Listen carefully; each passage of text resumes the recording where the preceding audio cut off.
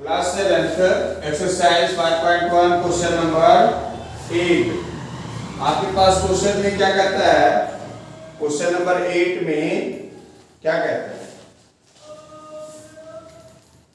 Question number 8 में कहता है an angle is greater than 45 degree.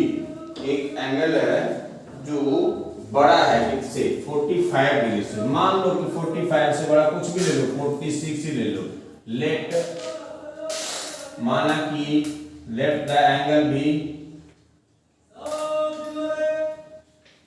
46 मतलब कि 45 से थोड़ा ही बड़ा है, चाहे वो, है ना? तो कहते हैं कि क्या यदि वो 45 से बड़ा है तो is its complementary angle greater than 45 और इक्वल टू 45 और लेस देन 45। तो इसका कॉम्प्लीमेंट्री एंगल जो होगा वो 45 से ज्यादा होगा या लेस होगा या ज्यादा होगा, कम होगा या इक्वल होगा। देखो 46 में यदि इसका कॉम्प्लीमेंट्री एंगल भी 46 एंड मान लिया कि इसका कॉम्प्लीमेंट्री x है एंड कॉम्प्लीमेंट्री एंगल x मान लिया को x है, दोनों एंगल को प्लस करके 90 होना चाहिए, है ना? तो जो x है वो कितना आएगा? तो देखो 90 माइनस 46 कर दो तो 44 डिग्री आता है, जो कि क्या है? लेस देन 45 है। ये क्या है? Less than 45। तो क्या लिखेंगे आंसर? Less than 45। ठीक है भाई, इसको हम x भी लेकर के कर सकते थे, लेकिन इस तरह से थोड़ा ज्यादा समझ में आएगा, है ना बच्चों को। तो इसलिए मैंने एक एग्जांपल लेकर के कर दिया कि नहीं, उसमें कह रहा है 45 से बड़ा है एंगल, तो उससे उसका जो कॉम्प्लीमेंट्री होगा वो क्या होगा? 45 से लेस होगा, है ना? क्योंकि दोनों प्लस करके 90 ही होना चाहिए, तभी तो कॉम्प्लीमेंट्री होगा, उससे ज्यादा नहीं होना चाहिए। अब देखिए 9th क्वेश्चन में क्या है, आपके पास ये फिगर दिया हुआ है ना, ए बी और सी डी एक दूसरे को काट रहे। तो आपको पता है कि जब एक दूसरे को इस तरह से लाइन काटते हैं तो वर्टिकली अपोजिट एंगल इक्वल होता है। 1 जो है 4 के इक्वल होगा, 5 ये 2 और 3 दोनों प्लस करके उसके इक्वल होगा।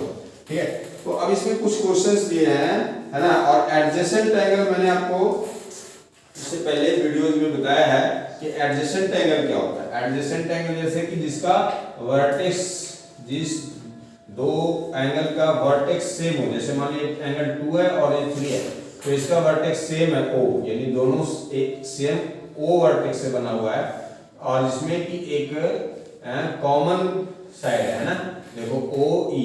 तो ये क्या है? ये 2 और 3 एडजेसेंट एंगल है। ठीक, तो अब देखिए इसमें यही जो है हमें आंसर देना है कि एंगल 1 का कहता है, पूछता है कि is angle 1 adjacent to angle 2। क्या एंगल 1 जो है वो एडजेसेंट है एंगल 2 का? तो देखिए इसमें वर्टेक्स सेम है O। हाँ ठीक है, तो इसलिए यस, पहले का आंसर आपका आएगा फर्स्ट पार्ट का यस, एंगल 1 इज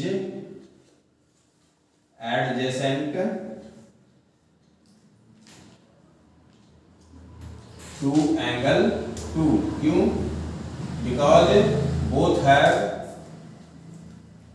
रीजन भी दे सकते हैं यहाँ पे, है ना? बिकॉज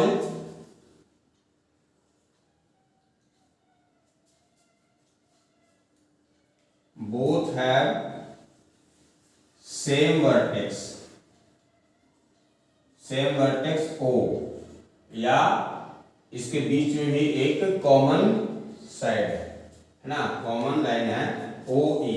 ठीक है, दूसरा पार्ट पूछता है आपसे, क्या कहता है दूसरा? Is AOC adjacent to AOE। AOC यानी एंगल 1 AOE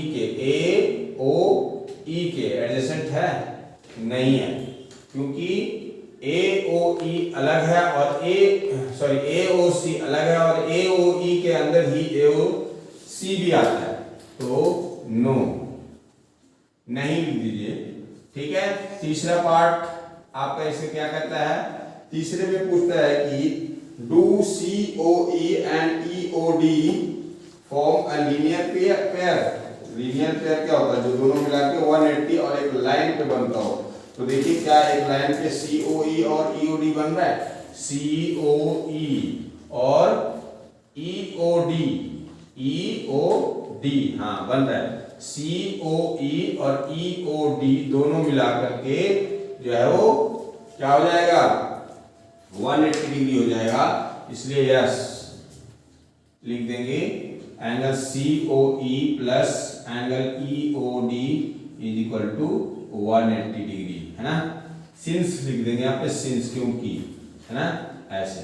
अब है फोर्थ पार्ट। फोर्थ पार्ट में क्या है, फोर्थ पार्ट में है RBOD and DOA supplementary, BOD और DOA सप्लीमेंट्री। ये भी देखिए है सप्लीमेंट्री, क्योंकि जब दो एंगल मिला करके हैं 180 होता है, क्योंकि देखिए BOA एक लाइन है और इसी पे दोनों एंगल बन रहा है, BOD और DOA, है ना। तो ये दोनों प्लस करके कितना हो जाएगा, 180 degree. BOD plus DOA equal to 180 degree है, इसलिए इसका आंसर भी यस होगा, है ना। Which are supplementary, which are supplementary, ठीक है। फिफ्थ पार्ट इसका कहता है कि is angle 1 vertically opposite to angle 4। हाँ है, देखो जब दो लाइन इस तरह से काटता हो, है ना, इस तरह से, तो उसके अपोजिट एंगल्स जो होते हैं वो वर्टिकली अपोजिट एंगल्स होता है। तो वर्टिकली अपोजिट एंगल होता है, तो इस तरह से एंगल फिफ्थ, ये क्वेश्चन नंबर फिफ्थ में यस होगा इसका आंसर, यस, ठीक है। वर्टिकली अपोजिट एंगल है। What is the vertically opposite angle of fifth, पांचवें का वर्टिकली अपोजिट क्या एंगल क्या है, 2 + 3, है, या BOC लिख सकते हैं, हैं। सिक्स्थ पार्ट, सिक्स का आंसर होगा BOC, है ना। इस तरह से आपका क्वेश्चन नंबर 9 कंप्लीट हो जाता है। वर्टिकली अपोजिट मतलब जैसे इस तरह से हम काटते हैं ऐसे, तो जो है सामने सामने का एंगल, कैंची की तरह बना हुआ है तो सामने सामने का, ये इसका जो है क्या होगा, वर्टिकली अपोजिट एंगल, सामने सामने का, ठीक है। तो इस तरह से क्वेश्चन नंबर 10 अब है। 10th में क्या है, वर्टिकली अपोजिट एंगल, कहता है indicate which pair of the angles are vertically opposite angle. इसमें से कौन सा वर्टिकली अपोजिट एंगल है, कौन सा जोड़ा।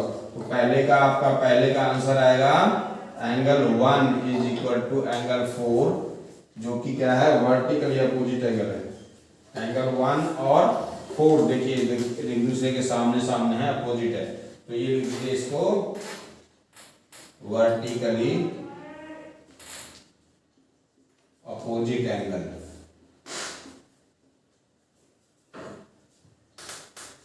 दूसरा पार्ट है इस क्वेश्चन का, लीनियर पेयर पूछ रहा है। लीनियर पेयर भाई, तो लीनियर पेयर 1 और 5 प्लस करके 180 डिग्री होगा। 1 + 5 इज इक्वल टू 180 होगा, तो इसलिए 1 और 5 जो है क्या है, 1 और 5, 1 angle 1 and angle 5 is equal to linear pair, is linear pair, are होगा, सॉरी, आर लीनियर पेयर्स, ठीक है। इस तरह से आपका 10th क्वेश्चन कंप्लीट हो गया। 11th में कहता है in the following figure is angle 1 adjacent to angle 2। Angle 1 जो है एडजेसेंट 2 के, एंगल 1 एंगल 2 के एडजेसेंट है, तो नो। और रीजन भी देने के लिए है, क्योंकि दोनों के वर्टेक्स सेम नहीं है। देखो इसका वर्टेक्स अलग है और इसका वर्टेक्स अलग है, because both have no common vertex, क्योंकि दोनों के कॉमन वर्टेक्स नहीं है, ठीक है, इसलिए ये नहीं होगा। अब चलते हैं क्वेश्चन नंबर 12 पे। कॉमन वर्टेक्स का मतलब जहां पे ये एंगल बन रहा है ना, इसको हम वर्टेक्स कहते हैं, पॉइंट कहते हैं, ठीक है भाई विशाल, हैं। हाँ, क्वेश्चन नंबर 12। क्वेश्चन नंबर 12 में आपका क्या क्या पूछ रहा है। क्वेश्चन नंबर 12 में find the value of x y z in each of the following, x y z का वैल्यू निकालना है। तो भाई x इक्वल टू देखिए सीधे सीधे आ जाता है 55 डिग्री, क्यों? Due to vertically opposite angle, क्योंकि वर्टिकली अपोजिट एंगल इक्वल होता है, यानी जो एंगल इस तरह से कट रहा हो ऐसे और ये सामने सामने बनता है तो वर्टिकली अपोजिट एंगल होता है। तो x जो है वो कितना हो जाएगा 55 degree due to vertically opposite angle, ठीक है, अपोजिट एंगल इस तरह से। अब है और क्या कह रहा है इसमें, पूछ रहा है y भी पूछ रहा है, y निकालेंगे तो भाई देखो angle 55 degree plus y equal to 180 degree होता है, क्यों? Due to linear pair, due to linear pair, linear pair. तो यहाँ पे y इक्वल टू क्या होगा, y equal to 180 degree minus 55 degree. तो देखिए 10 में से 5 माइनस कीजिए, 5 आ गए, यहाँ पे बच गया 7 में से 5 गया 2 और 1, इस तरह से 125 डिग्री जो है आपका आ गया इसका y। अब क्या निकालना है z, तो y जो है वो क्या आ जाएगा, z के बराबर आ जाएगा, क्यों? वर्टिकली अपोजिट एंगल से y angle y is equal to angle z is equal to कितना y कितना है 125 डिग्री, और यहाँ पे लिख देंगे due to vertically opposite angle, due to vertically opposite angles, ठीक है, इस तरह से। अब सेकेंड पार्ट है इसका इसी तरह से सेम, ठीक है। तो z जो है देखो ये लाइन इस लाइन को काट रही है, तो इस तरह से जब काटता हो तो क्या होता है angle z is equal to 40 degree, same due to vertically opposite angle, due to vertically opposite angle.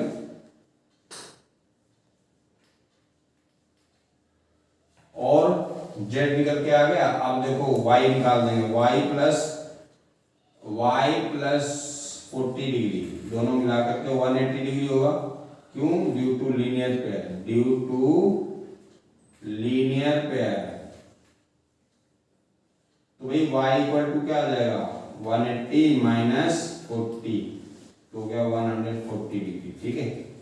अब y निकल के आ गया, अब देखो ये लाइन बड़ी लाइन छोटी लाइन को काट रहा है, तो y के बराबर x प्लस 25 हो जाएगा, x प्लस 25 क्योंकि वर्टिकली अपोजिट एंगल की वजह से y के बराबर हो जाएगा, जो y कितना आया निकल के 140 डिग्री। तो भाई x कितना आ जाएगा 140 डिग्री माइनस 25 कर दो तो 115 डिग्री हमारा x आ गया, ठीक है। तो इस तरह से x y z तीनों आपका इसमें भी निकल गया है, ठीक है बच्चों। मुझे आप उम्मीद है कि आप लोगों को ये क्वेश्चन समझ में आया होगा, ठीक है। तो चैनल को सब्सक्राइब जरूर करें, और यदि कोई डाउट हो